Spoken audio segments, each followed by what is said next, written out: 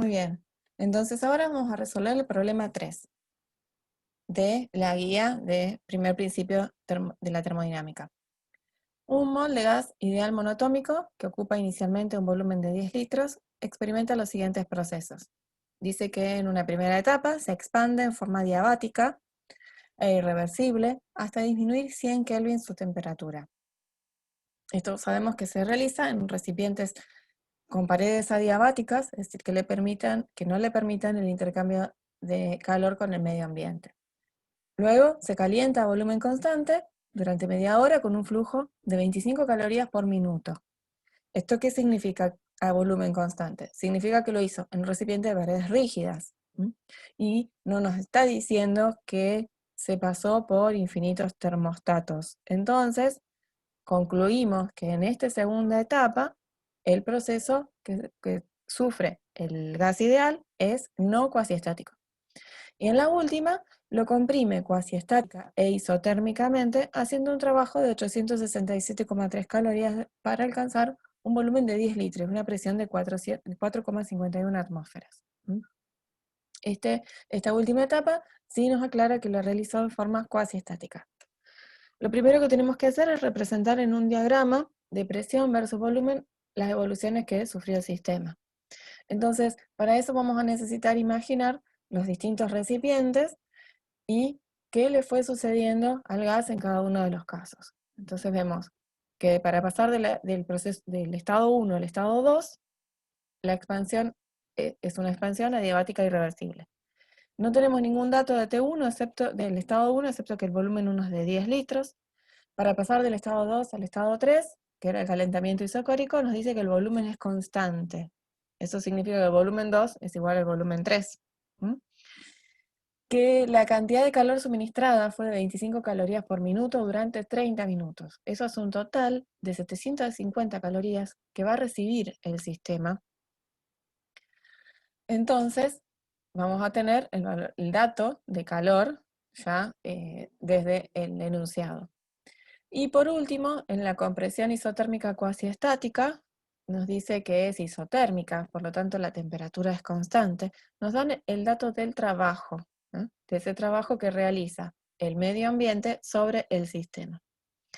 Entonces, los únicos datos que podemos tener numéricos van a ser la P4 y el volumen 4. Lo primero que vamos a tener que hacer es calcular entonces la temperatura 4. A partir de P por B igual a N por R por T, sacamos que la temperatura 4 es de 550 Kelvin. Como el proceso es isotérmico, entre 3 y 4, ya tenemos también el valor de la temperatura 3. Después, otro dato era el trabajo de esta etapa. Entonces, si nosotros recordamos que el trabajo era la presión externa diferencial de volumen, que es un proceso cuasi estático, eso significa que todo el tiempo la presión externa es igual a la presión del gas.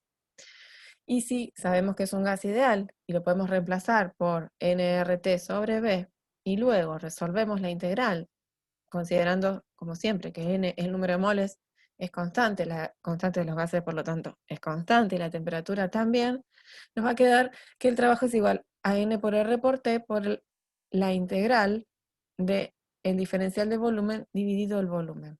¿Sí? La resolución de esa integral es el logaritmo del cociente entre los dos extremos. Entonces, si reemplazamos con todos los numeritos que nosotros tenemos acá arriba, llegamos a esta expresión en donde la única incógnita es el volumen 3. Si la despejamos de ahí, el volumen 3 nos da 22 litros. Ahora vamos un poquitito más para atrás para ir completando todos los datos que nos faltan. Y vemos que entre el estado 2 y en el estado 3, en donde estaba el calentamiento isocórico, podemos completar el volumen 2. ¿Por qué? Porque al ser un proceso isocórico, el volumen es constante, es decir, que el volumen 3 va a ser igual al volumen 2. Acá nos está faltando la presión 3 en primer lugar, y esa la vamos a calcular con la ley de los gases ideales y nos va a dar 2 atmósferas. Posteriormente, con la cantidad de calor involucrada en el proceso, vamos a calcular la temperatura 2. Nosotros observemos el proceso, un calentamiento isocórico. Por lo tanto, el calor va a ser igual a un QB calculado como NCB delta T. Recuerden que ese CB lleva una rayita arriba, porque es molar. SCB molar para un gas ideal es igual a 3 medios de R. Entonces, si igualamos el calor a toda esta expresión, donde la única incógnita es T2, y calculamos T2, nos da 300 Kelvin. Si ya tenemos T2, entonces, lo único que nos está faltando para el estado 2 es la presión. Con la ley de los gases ideales, llegamos a la conclusión de que la presión vale 1,12 atmósferas. Lo único que nos falta calcular es todo lo que tiene que ver en el estado 1, T1, P1 y volumen 1. Pero pensemos que nos había dicho que la temperatura en el estado 2 era 100 Kelvin menor a la de la temperatura del estado 1. Es decir, que T1 es igual a T2 más 100. T1 va a ser entonces 400 Kelvin. Por último, calculamos la presión 1 a partir de la ley de los gases ideales y da 3,28 atmósferas.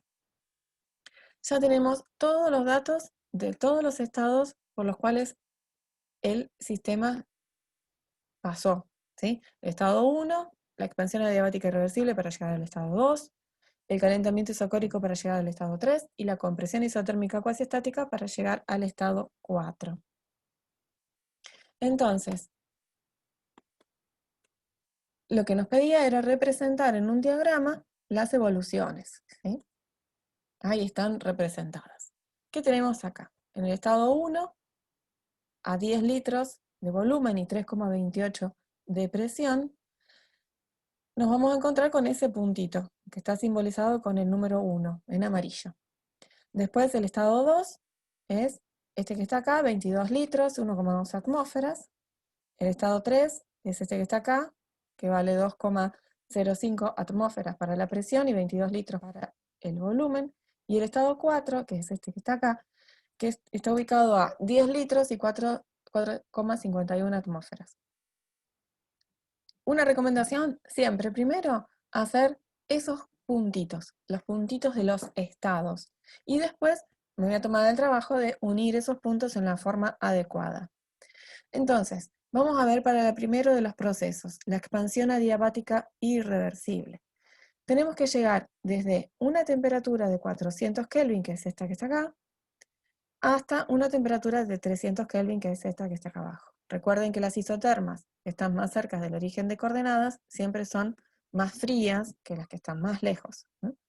Entonces, vamos del estado 1 al estado 2, ¿de qué forma? De forma irreversible. Por lo tanto, vamos a hacer cualquier cosa excepto una línea continua. Una línea continua en un diagrama de P en función de V indica un proceso cuasiestático. Si el proceso no es cuasiestático, tenemos que hacer cualquier otra cosa. Crucecitas, líneas de puntos, lo que ustedes quieran. Después vamos del estado 2 al estado 3, por un proceso no cuasiestático también. Y por último, si llegamos al cuasiestático, que es el isotérmico este que está marcado acá entre 3 y 4. Siempre conviene hacer, en primer lugar, representar los puntos, luego las isotermas y por último, los procesos. Nos pedía calcular en el ítem B para cada etapa calor, trabajo, delta I y delta H. Para la primera etapa, si nos dice adiabática, ya está, calor es igual a 0. Delta E va a ser igual al calor menos el trabajo. Por lo tanto, delta E va a ser igual a menos el trabajo. El trabajo lo voy a poder calcular como la presión externa, la integral de la presión externa diferencial de volumen. Pero vamos a calcular delta E por otro camino. ¿Qué camino? Este camino que está acá. ¿Sí? En este camino vamos a ir primero por el amarillo y después por el violeta. En el amarillo nos vamos a encontrar con un proceso isotérmico y en el violeta un proceso isocórico. Entonces, ¿cómo vamos a hacer para calcular este delta E? Bueno, pensemos en el primero, en el amarillo. Es una expansión isotérmica cuasiestática. Siempre que vayan a inventar caminos alternativos, que sean cuasiestáticos, para facilitar todos los cálculos. total, si nosotros nos inventamos los caminos, podemos inventar lo que se nos ocurra. Si el proceso que sufre el gas ideal es un proceso isotérmico, es válido decir que delta E va a ser igual a 0. Recordemos que tanto la entalpía como la energía interna son funciones de la temperatura para los gases ideales monoatómicos. Es decir, que si la temperatura cambia, delta E cambia y H cambia. Si la temperatura no cambia, E no cambia y H tampoco. Por lo tanto, si la temperatura es constante, delta E y delta H ambos valen 0. En el proceso violeta, en el enfriamiento isocórico cuasiestático, nos encontramos con que el delta E es directamente igual al QB. ¿Por qué? Porque el trabajo es 0. En este caso, porque la variación de volumen es 0. El delta E entonces da menos 300 calorías. Esto lleva a que el delta E, entonces, de nuestro camino es de menos 300 calorías. Y nos falta el delta H y el trabajo. Recordemos que decíamos ahí arriba que el delta E era menos el trabajo, por lo tanto el trabajo es de 300 calorías. El delta H, como siempre, es igual a delta E más delta P por B. Como es un gas ideal, podemos reemplazar ese P por B por N por R por T, y nos va a quedar en esta misma expresión, que es la misma que vimos para el ejercicio 2. Esto es un resultado de 500 calorías negativas. Para la segunda etapa, el calentamiento isocórico, vamos del estado 2 al estado 3. Es esta que está simbolizada acá. En esta etapa, nosotros nos vamos a encontrar con un Q de 750 calorías, un trabajo igual a 0. ¿Por qué? Porque el diferencial de volumen, este que está acá, es 0. Un delta E que es igual al calor menos el trabajo, es decir, que es 750, y un delta H calculado de la misma forma que antes, que es igual a 1250 calorías. En la última etapa, la compresión isotérmica cuasiestática, estamos hablando del proceso que va desde 3 hacia 4, como ya lo dijimos antes, si es un proceso isotérmico para un gas ideal, delta H es igual al delta E y ambos son iguales a 0. Por lo tanto, el calor va a ser igual al trabajo. El trabajo era de menos 867 calorías. Es un dato que ya estaba en el problema. Por lo tanto, el calor va a ser igual a menos 867,3 calorías. El trabajo que estaba dado en el problema era un trabajo que ya hemos hablado, que por el hecho de que sea una disminución un aumento del volumen, es un trabajo que el sistema realiza sobre, como vamos de 3 hacia 4, es una disminución del volumen, vamos de 22 litros hacia 10.